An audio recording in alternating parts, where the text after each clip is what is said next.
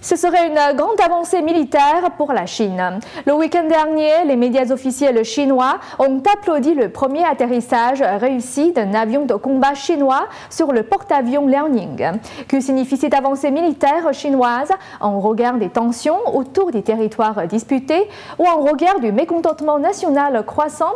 Voyons notre prochain reportage. L'avion de chasse de fabrication chinoise J-15, rebaptisé Requin volant, a atterri sur le porte-avions Liaoning, le premier porte-avions chinois racheté à la Russie en 1998. Ce premier atterrissage sur un porte-avions marque une étape importante pour l'armée du régime communiste. Pour les analystes, cette avancée a peu de sens. C'est très puéril car en essayant de montrer que son porte-avions a des aptitudes de combat en mer, le PCC va forcer ses voisins à former des alliances avec les États-Unis.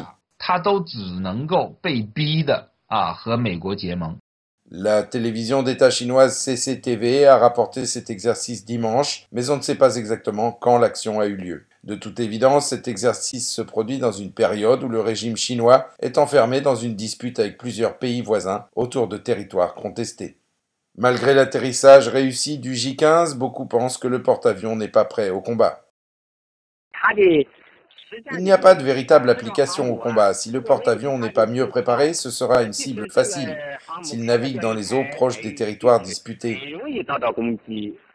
Plus important encore que les aptitudes du Liaoning, le régime chinois pourrait utiliser cet exercice militaire à des fins nationales.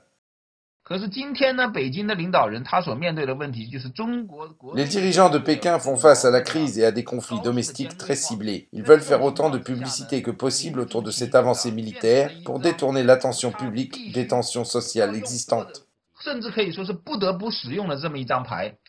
Le public chinois a bien pris note des rapports des médias officiels, en particulier la pose de 2 officiers. Les internautes ont posté leurs propres imitations en ligne pour se moquer de cette image vue pour la première fois dans le film américain Top Gun. Nouvelle NTD.